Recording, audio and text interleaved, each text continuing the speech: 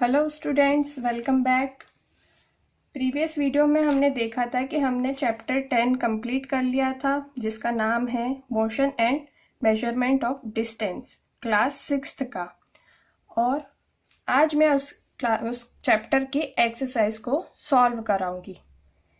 ठीक है, तो आप अगर आपके पास बुक वगैरह है तो आप खोल लीजिए, वरना मैंने क्वेश्चंस भी लिखे हैं, साथ साथ आंसर भी लिखे हैं।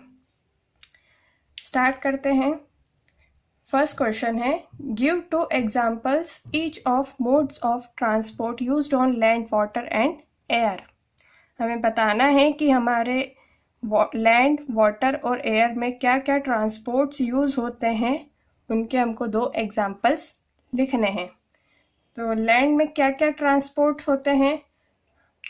कार, बस, ट्रेन, ये चीज़ें कहाँ पर चलती है? लैंड पर। तो ये कहाँ के ट्रांसपोर्ट हुए? लैंड के। अगला है वाटर। वाटर में क्या क्या होता है? Ships, boat, submarine. ठीक है, आप अपने हिसाब से और भी ऐड कर सकते हैं अगर आपको याद आ रहे हैं तो। एयर के एरोप्लेन और हेलीकॉप्टर। ठीक है, ये हो गए modes of transport, land, water and air के। नेक्स्ट क्वेश्चन है, fill in the blanks. First is 1 metre is equal to dash centimetre. तो इसका आंसर है 100 सेंटीमीटर। मैंने आपको बताया भी था पहले के वीडियोस में कि 1 metre is equal to 100 centimetre होता है। ठीक है,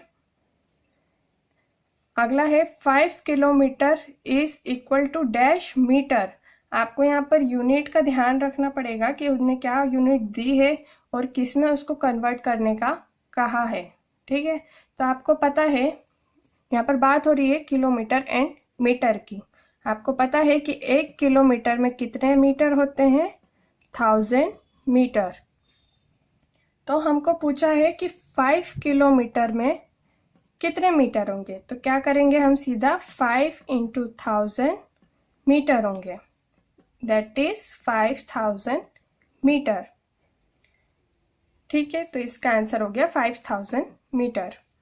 next is motion of a child on a swing is periodic motion. Motion of a child किस चीज पर? स्विंग पर। स्विंग मतलब होता है झूला। झूला कैसा मूव करता है? एक तरह से पीरियोडिक मोशन करता है। मैंने कल के वीडियो में बताया था कि ये जो मोशन होता है टू एंड फ्रो, उसको कहते हैं हम पीरियोडिक मोशन। तो झूले का मोशन क्या हुआ? पीरियोडिक मोशन हुआ। Next is motion of needle of a swing machine is periodic. आपने देखा होगा आपके घर पर मशीन रहती है घर, तो उसमें जो सुई लगी रहती है बारीक सी, उसका मोशन क्या रहता है? Up down.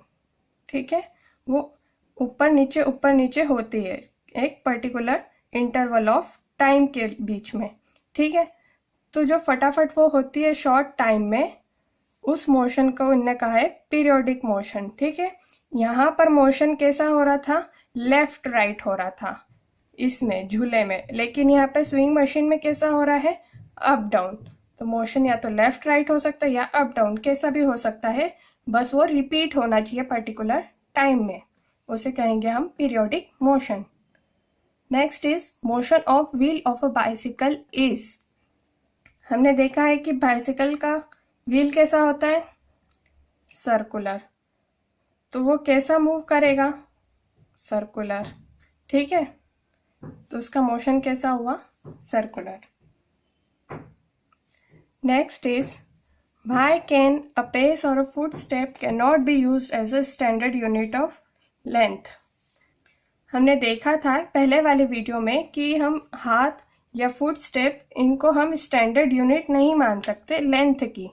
क्यों नहीं मान सकते?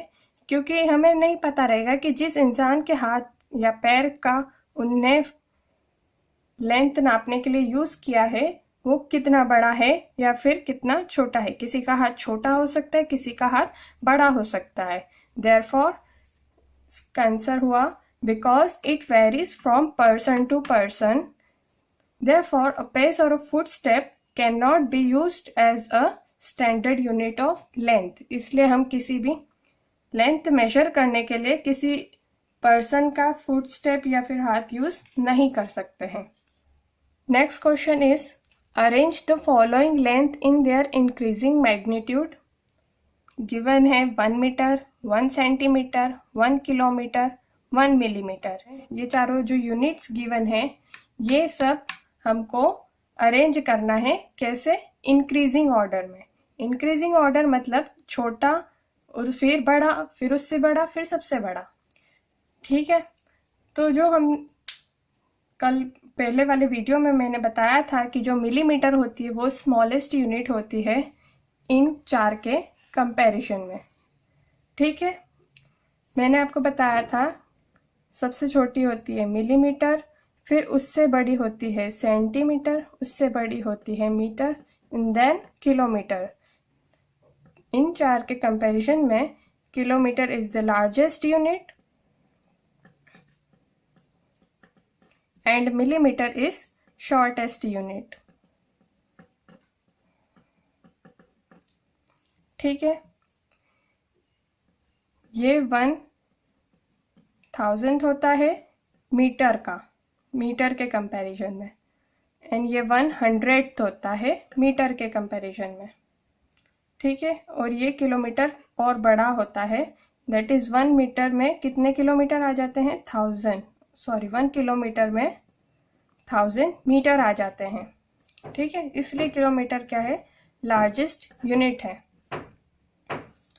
नेक्स्ट क्वेश्चन इज, तो ये इसका सीक्वेंस हो गया. ठीक है.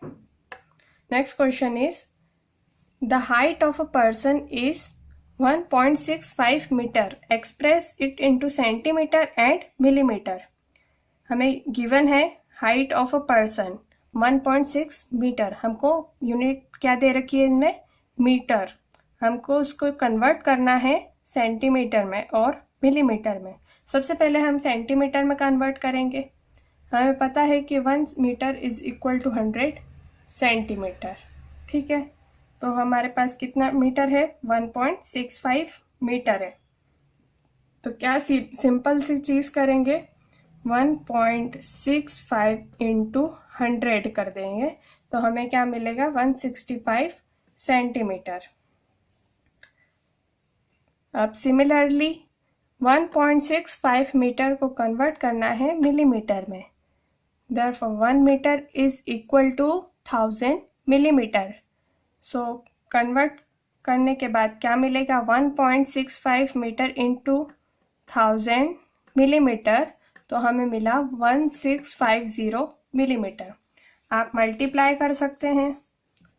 1.65 का मल्टीप्लाई करना है 1000 में.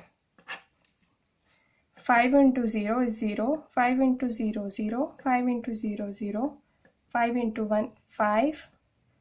फिर next is 6 into 0 0, 6 into 0 0, 6 into 0 0, 6 into 1 6. फिर थर्ड इसको लेंगे 1 इंटू 0 0, 1 इंटू 0 0, 1 इंटू 0 0, 1 इंटू 1 1. इसको हम कंबाइन करेंगे, ऐड करेंगे तो क्या मिलेगा हमको? ये 0, इसका 0, इसका भी 0, इसका 0 0 5 में 5, 0 plus 6 is 6 and last is 1. ठीक है. हमको ये मिल गया. अब हमको देखना है कि डेसिमल कितने डिजिट्स के बाद लगा है? 1 एंड 2. 2 डिजिट्स के बाद हमारा क्या लगा है? डेसिमल. तो यहाँ से भी पीछे से 2 डिजिट्स के बाद हम क्या लगा देंगे? डेसिमल. तो हमारा क्या आंसर हुआ? 1650 millimeter is answer. Next question is the distance between Radha's home and her school is 3250 meter. Express this distance into kilometer. हमें गिवन है कि राधा के घर से उसके स्कूल की जो डिस्टेंस है वो है 3250 मीटर. किसमें गिवन है ये? मीटर में। Express this distance into kilometre, हम इस डिस्टेंस को किस में वो करना है, कन्वर्ट किलोमीटर में। तो हमको पता है कि 1 किलोमीटर में कितने मीटर्स होते हैं, 1000 मीटर्स होते हैं। ठीक है, अब ये 1000 गया इधर नीचे, तो 1/1000 किलोमीटर इक्वल टू 1 मीटर। हमारे पास कितने मीटर्स गिवन है, 3250। उससे 1000 को डिवाइड करेंगे तो हमारे पास क्या आ गया, 3.25 किलोमीटर। मतलब 3250 मीटर में कितने मीटर होंगे, 3.25 किलोमीटर। ठीक है, next question is, while measuring the length of a knitting needle, the reading of the scale at one end is 3 centimeter and at the other end is 33.1 centimeter. What is the length of the needle? Scale से measurement करना बताया था मैंने कि अगर आपके scale में 0 point है तो आपको वहीं से मेजर करना है, लेकिन अगर वो 0 पॉइंट खराब हो गया है या फिर वो टूट गया है, कुछ दिक्कत है उसमें, तो हम या तो 1 लेंगे, अगर 1 में भी दिक्कत है तो 2 लेंगे, 2 में भी दिक्कत है तो 3 लेंगे। ऐसे करते करते हम अपने हिसाब से आगे का पॉइंट ले सकते हैं, उसको इनिशियल पॉइंट बना सकते हैं। तो वैसे इस क्वेश्चन में जो इसका स्केल का इनिशियल पॉइंट है वो उनने क्या लिया है, 3 सेंटीमीटर। मतलब ये उसका स्केल है, उसका जो इनिशियल पॉइंट है उनने लिया है 3 centimetre and the other and is 33.1 centimetre. और जो उसका फाइनल पॉइंट है 33.1 सेंटीमीटर। मतलब उसने जो मेजर किया है उसमें जो उसका अपनी डिस्टेंस है वो कितनी है, 33.1 सेंटीमीटर है। तो हमको बताना है कि what is the length of the needle.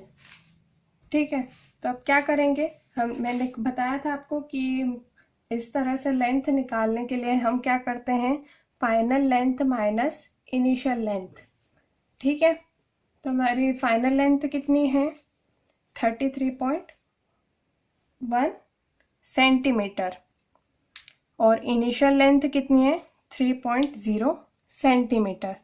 तो हम 33.1 में से माइनस करेंगे 3.0 को। डेसिमल के नीचे डेसिमल आना चाहिए, ये ध्यान रखिएगा। 1 में से 0 माइनस किया तो 1 डेसिमल, 3 minus 3 is 0, 3 minus 0 30। ठीक है, 30.1, आंसर क्या आया, 30.1 सेंटीमीटर। तो मतलब जो उसकी नीटिंग नीडल है उसकी जो लेंथ है वो कितनी आ गई, 30.1 सेंटीमीटर। ये जो लेंथ है ये 30.1 सेंटीमीटर आई है। ठीक है, इसका फॉर्मूला क्या था,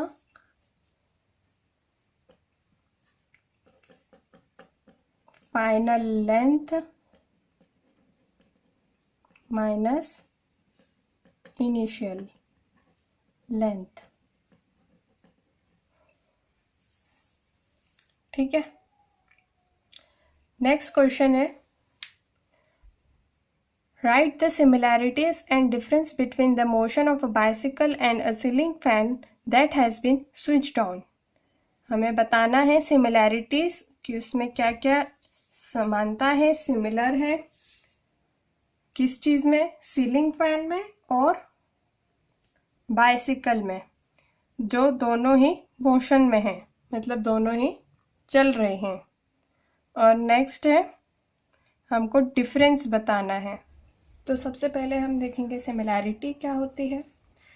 तो जो motion of blade of a ceiling fan मतलब जो अपना सीलिंग फैन होती है उसकी जो ब्लेड होती है वो कैसा मोशन करती है, सर्कुलर मोशन करती है। उसका जो एक पॉइंट रहता है, उसका जो सेंटर रहता है वो फिक्स होता है।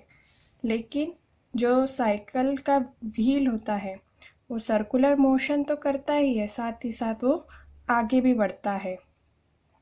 तो जो सर्कुलर मोशन हुआ वो इसमें क्या हो गई, सिमिलैरिटी हो गई। डिफरेंस क्या हुआ कि जो बाइसिकल है उसका जो पहिया रहता है वो सर्कुलर मोशन करता है, साथ ही साथ रेक्टिलिनियर मोशन करता है। रेक्टिलिनियर मोशन करता है मतलब वो स्ट्रेट लाइन में आगे भी बढ़ता है, और साथ ही साथ उसका पहिया सर्कुलर मोशन भी करता है। लेकिन जो फैन की ब्लेड्स होती हैं वो सिर्फ कौन सा मोशन करती है, सिर्फ सर्कुलर मोशन करती है। वो आगे कहीं नहीं बढ़ती, अपनी एक एक्सिस पर ही रोटेट होती है। ये सर्कुलर मोशन इधर भी है, सर्कुलर मोशन इधर भी है। तो ये क्या हो गई, इसकी सिमिलैरिटी होगी। लेकिन डिफरेंस क्या हो गया, यहाँ पर रेक्टिलिनियर मोशन है लेकिन यहाँ पर रेक्टिलिनियर मोशन नहीं है। तो ये डिफरेंस हो गया। ठीक है, नेक्स्ट क्वेश्चन है, Why would you not like to use a measuring tape made of an elastic material like rubber to measure distance? What problem will occur in measuring with such a tape? हम elastic जैसे देखा होगा, rubber रहता है, उसमें भी elasticity होती है, वो उसको स्ट्रेच कर सकते हैं, उसको फिर छोड़ेंगे तो वो वापस अपनी पोजीशन पे आ जाता है। तो उसमें क्या रहती है, टेंडेंसी कौन सी होती है, स्ट्रेच होने की। हम उसको स्ट्रेच कर सकते हैं। और हम किसी भी लेंथ को मेजर करना चाहते हैं तो हम उसमें इस टाइप का मटेरियल यूज़ नहीं करेंगे, क्योंकि हम को पता है कि हमको लेंथ मेजर करनी है। तो अगर वो उसमें थोड़ी सी भी मिस्टेक हुई, या तो वो मान लो इलास्टिक थोड़ा सा भी स्ट्रेच हो गया तो वो लेंथ बढ़ा देगा। स्ट्रेच होने पे इलास्टिक की लेंथ इंक्रीज हो जाती है। तो हमारे जो ओरिजिनल लेंथ है, ओरिजिनल लेंथ में कुछ लेंथ ज़्यादा ऐड हो सकती है। किस कारण से, इलास्टिक की जो प्रॉपर्टी है स्ट्रेच होने की, उस कारण से हमारी जो एक्चुअल लेंथ है उसमें एरर आ सकती है। इसलिए हम एक्यूरेट मेजरमेंट के लिए इलास्टिक टेप यूज़ नहीं करेंगे।